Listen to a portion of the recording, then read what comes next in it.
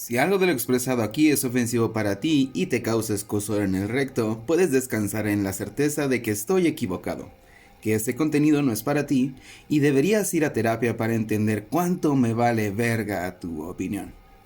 Por otro lado, si eres chida y de mente abierta, espero que te guste. Ponte tus audífonos y prepárate para la genialidad. ¡Au! ¡Cuac!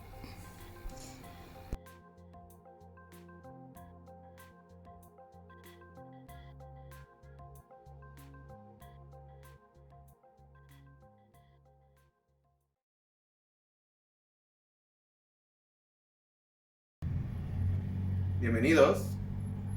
Este es el capítulo número 8 del libro Por el bosque de los hongos, por Dorian Amador. Yo soy Dorian Amador. Este capítulo se titula Niños. La mente está dividida en muchas partes, cada una encargada de acciones específicas enfocadas en seguir viviendo e interactuar con nuestro entorno. Parte de estas estructuras tienen limitantes fisiológicas. No son barreras que se puedan desvanecer a voluntad del individuo, al menos no súbitamente, como lo hacen los hongos. Estas barreras, bajo la influencia de la psilocibina, empiezan a interconectarse, incluidas zonas del cerebro que, si bien están cerca una de la otra, no tienen interacción, relación directa o indirecta. Algunas barreras son psicológicas. Estas se ubican en estructuras cerebrales, como la conciencia en la corteza prefrontal. Estas divisiones psicológicas son modificables e interconectables a voluntad si se desarrollan correctamente. Dichas estructuras se van asentando desde la niñez y se asienta con la edad. Pues sí. Durante la infancia aún no hemos desarrollado las mencionadas barreras que dividen nuestra mente. La conciencia, personalidad y estructura mental apenas se definen y adaptan a la vida, experimentando y asimilando cada detalle sin memoria previa de los estímulos recibidos. Estamos abiertos a todo lo que nos rodea y cada cosa nueva es algo maravilloso. Recibimos y procesamos constantemente el entorno cargado de información emocional, sensorial y pragmática. De niños, somos testigos, partícipes, jueces y almacenadores de toda esta nueva información sin filtro, ni categorías o procesos mentales específicos. Una máquina de biorretroacción y aprendizaje. Que no sé cómo aprenden a no comprar pinches motocicletas, o si las compran o las venden, que las vendan con un puto silenciador, porque en serio que no había pasado motos en toda la puta tarde. No mames. Al empezar a usar hongos, tenía una idea errónea. Por la forma de comportamiento de mis amigos, pensaba que los hongos nos volvían infantiles, resultado de alguna inhibición en la conciencia, como lo hace el alcohol. Al ir viendo este y algunos otros fenómenos, como el hecho de un aprendizaje acelerado, me hizo pensar que realmente los hongos nos dan, por una ventana de tiempo dentro de la experiencia, un estado similar al de niños en desarrollo.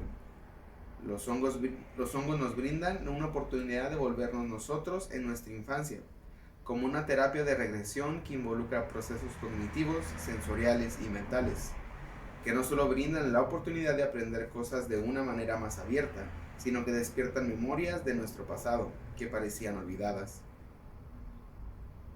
pero solo estaban ancladas al estado de percepción sin filtros, recuerdos codificados cuya única llave son el tiempo y la conciencia.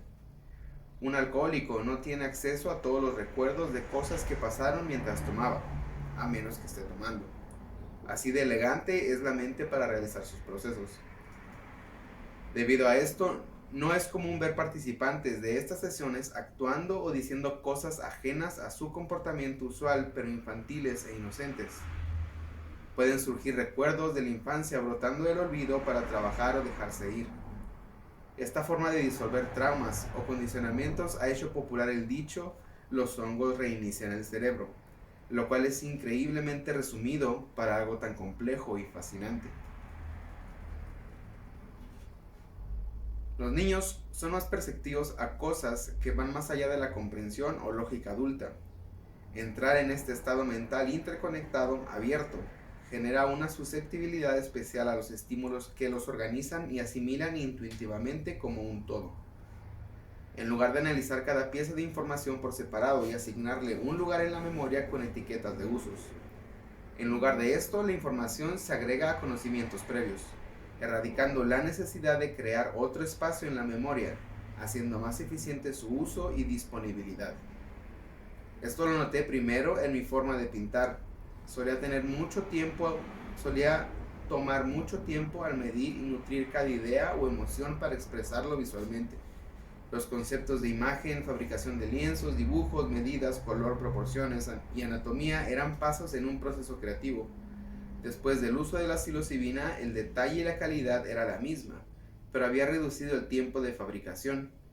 Poco a poco incluí patrones, emoción del color, así como contrastes diferentes a los habituales que no solo hacían más fluido el proceso, sino que el resultado era aún más rico, que expresaba mejor el conjunto de ideas, sentimientos y magia que trataba de expresar.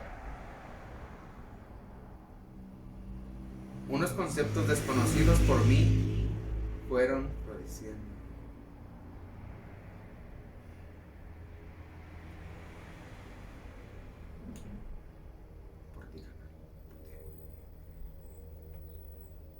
Conceptos desconocidos por mí que fueron floreciendo y aceptándose sin querer ni notarlo a mi trabajo artístico, haciéndome más intrépido y ambicioso al momento de realizar cualquier trabajo en menos tiempo.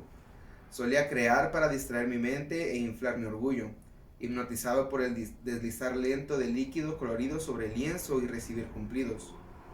Una vez que los hongos me encontraron, empecé a crear para expresar los rincones de mi alma, vendándole los ojos a mi ego. Tal vez la conciencia, la magia, el destino, la divinidad o el éter son la misma cosa, pues a partir de este pase mágico inconsciente más personas buscaron mi trabajo y pude crecer en aquellas ramas artísticas que mi voluntad veían posibles pero lejanas.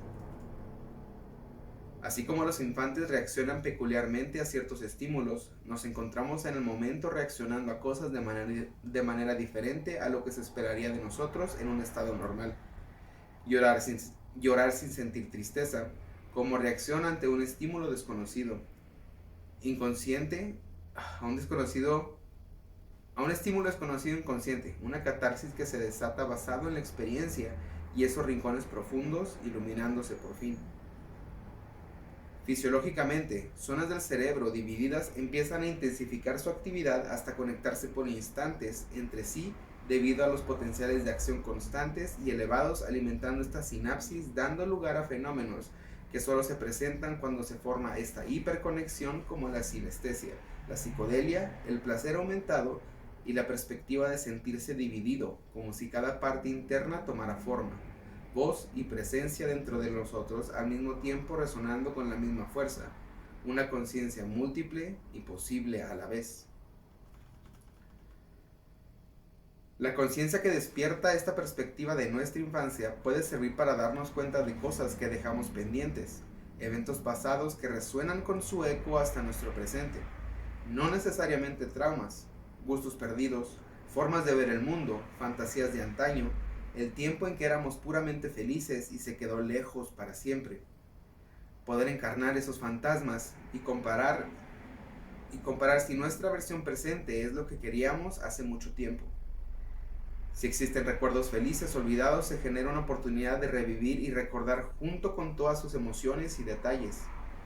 Una vez terminada la sesión, todo esto se queda, no necesariamente como un recuerdo en la experiencia, sino como un mensaje adjunto de un pequeño pedazo de felicidad alojándose dentro, con la posibilidad de crecer si la incorporamos a nuestra vida adulta, conscientes de su importancia y si vale la pena. Un instante para volver a vivir, dejar ir, acoger o simplemente analizar el contexto y tomar lo que nos pueda servir.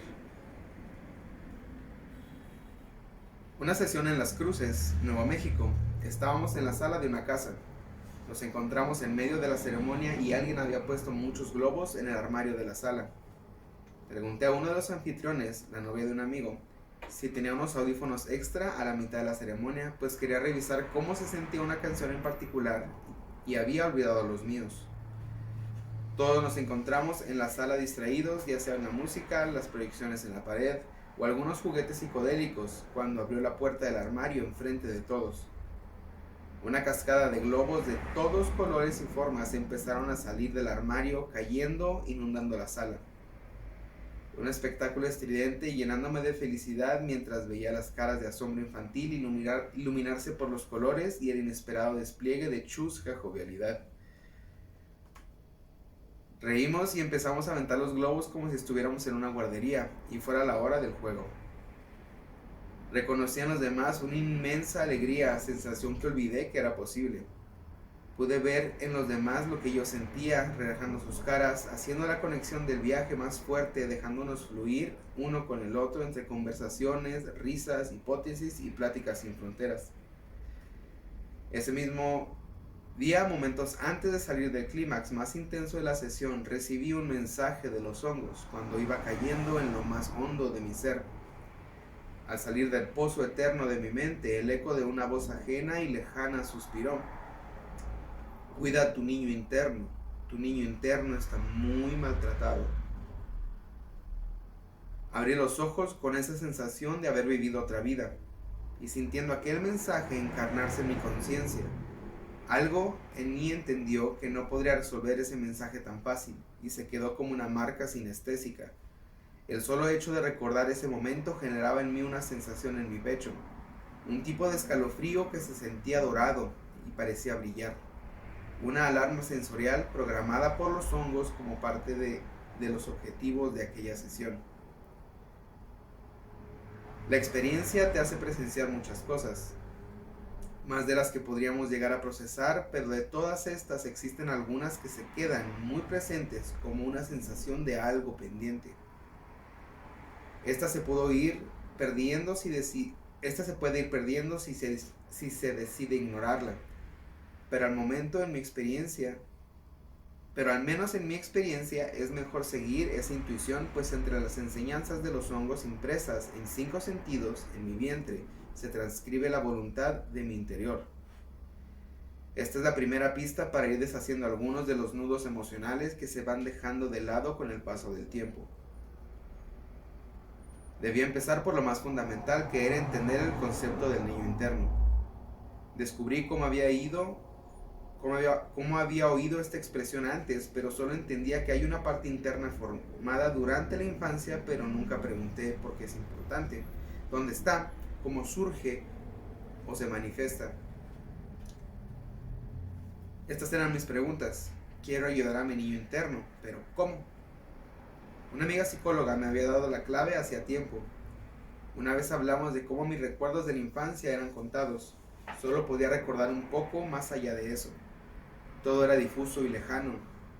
Discutiendo sobre esto, me dijo que tal vez recordamos las pocas cosas que tenía a la mano.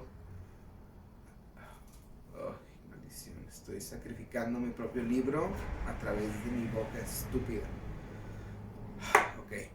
Discutiendo sobre esto, me dijo que tal vez recordando las pocas cosas que tenía a la mano, todo iría volviendo, haciéndose más claro o accesible a mi memoria. Poco antes de esta plática, bromeaba con mi hermano que había tenido una mala experiencia con una clase de psicóloga en la preparatoria. Con una clase de psicología en la preparatoria. A modo de broma, cambiando de expresión, habló de cómo no recordamos cosas que no queremos recordar, con un acento venerable y sabio como un maestro. Eran las únicas pistas que tenía, así que decidí empezar por ahí, recordando las pocas certezas de mi niñez, buscando piezas de un rompecabezas incompleto y opaco. Así comencé a limpiar las ventanas del pasado, dejando entrar la luz de mis acciones para sacarme con el peso de su realidad.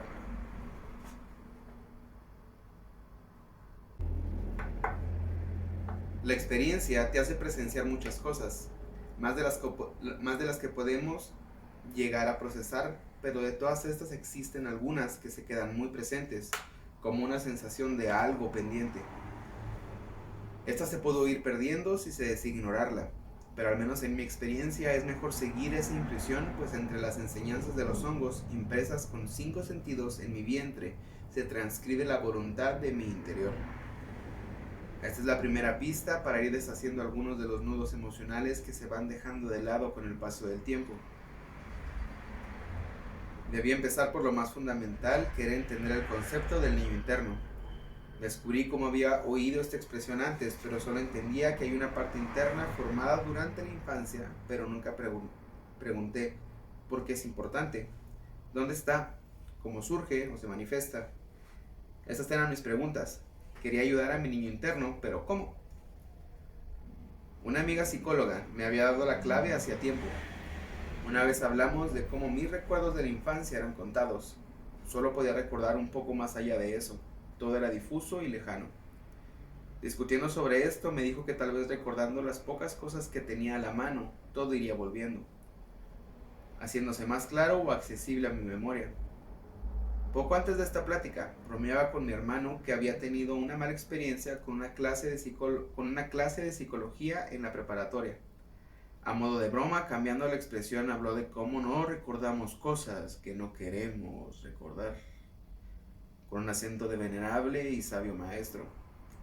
Eran las únicas pistas que tenía, así que decidí empezar ahí, recordando las pocas certezas de mi niñez, buscando piezas de un rompecabezas incompleto y opaco. Así comencé a limpiar las ventanas del pasado, dejando entrar la luz de mis acciones para secarme con el peso de su realidad. Haciendo un ritual sinestésico, me senté en el suelo de mi sala con las piernas cruzadas. Comencé a meditar, ubicando y controlando mi respiración. Ubiqué mi corazón. Sentí la ligereza mental de la sobreoxigenación. Mis pensamientos se fueron apagando.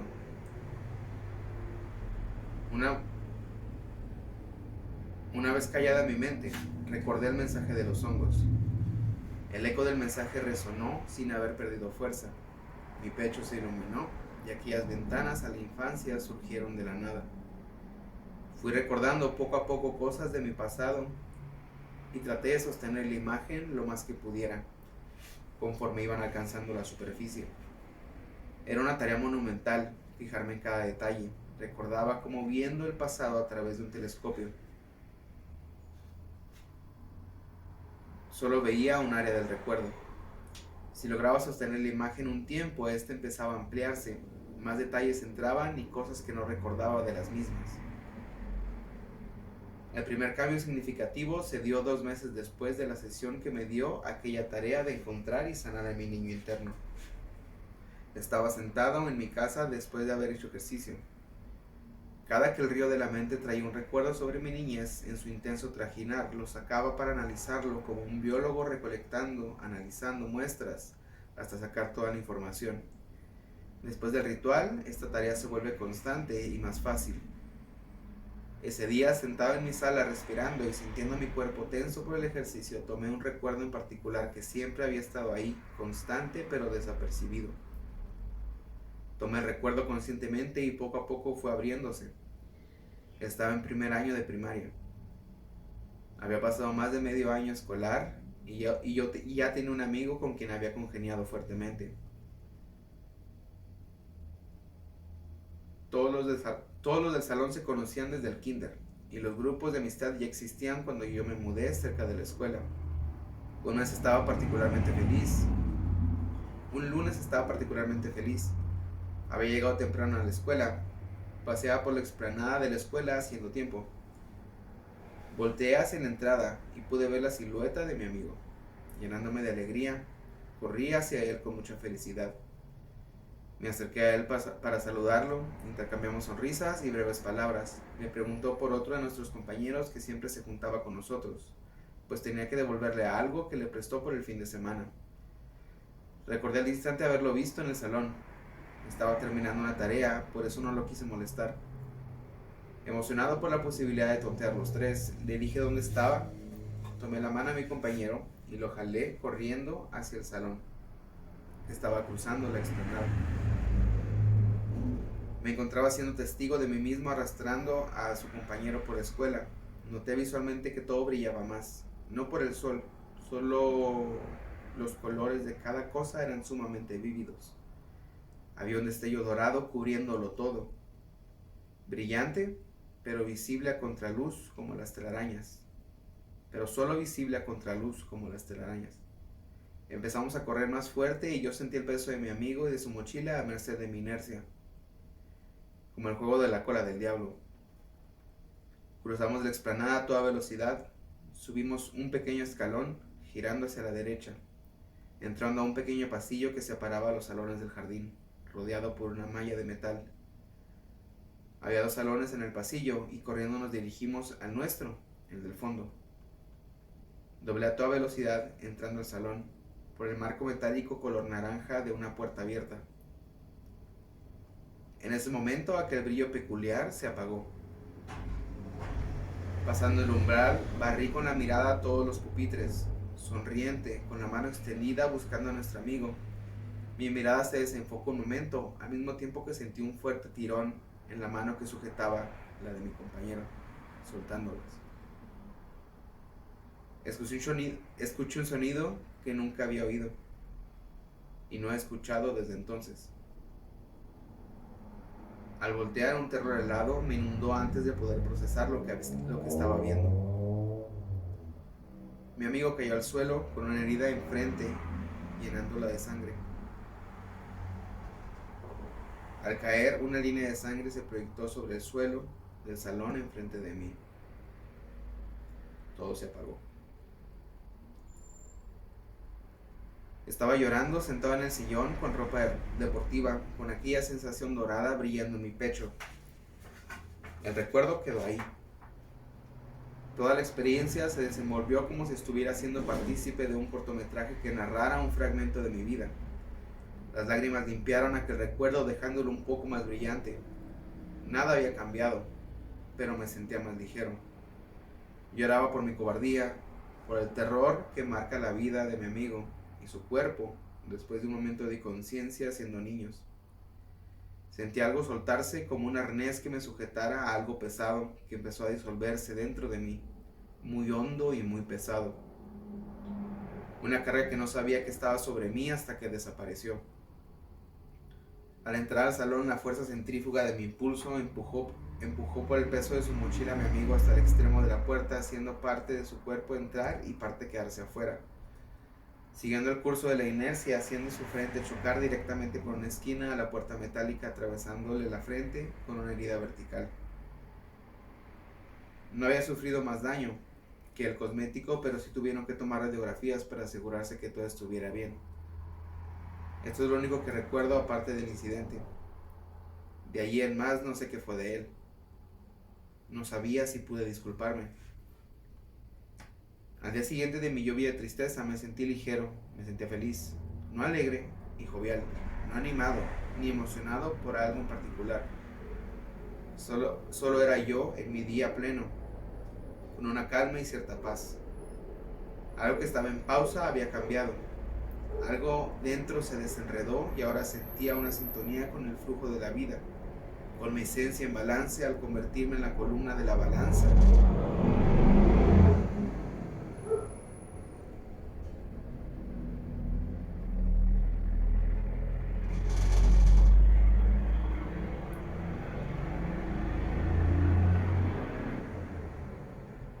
No balancearme en los extremos de las posibilidades, sino ser ese pilar que decide, que elige y puede expresarse en los medios de su propio entendimiento, de su propio juez y su propio medio para ser mejor.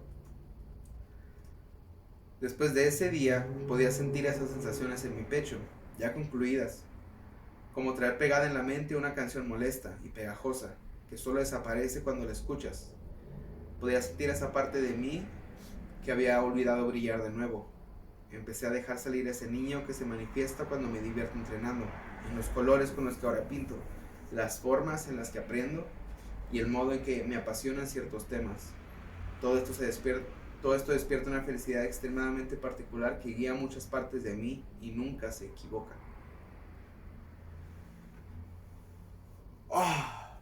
Este capítulo es muy intenso.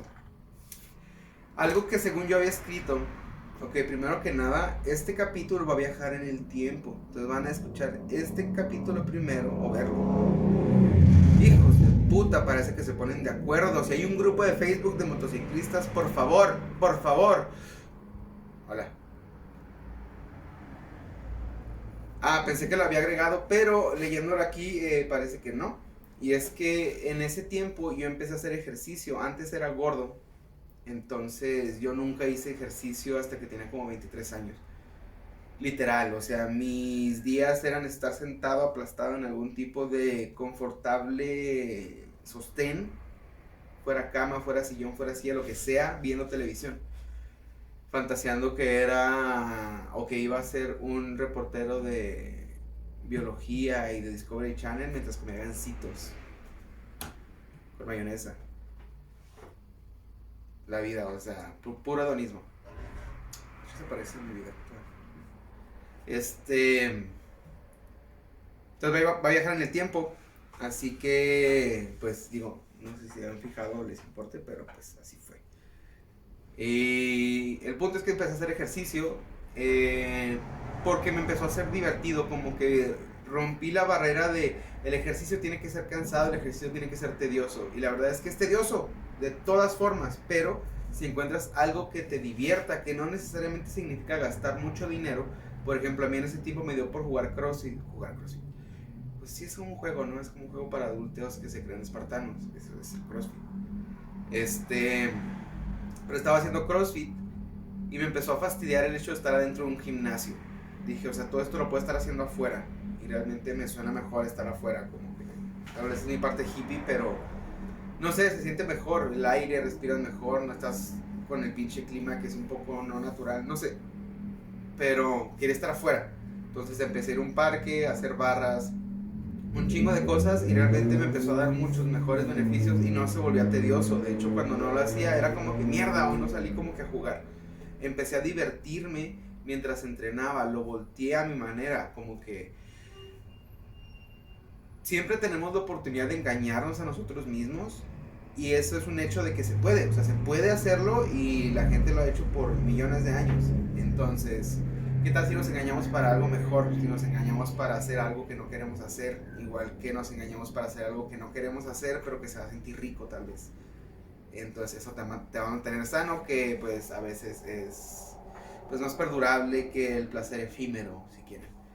Entonces, la cosa era que yo no me divertía porque me sentía culpable de lo que pasó con este chico. No me acuerdo de nada de él. Y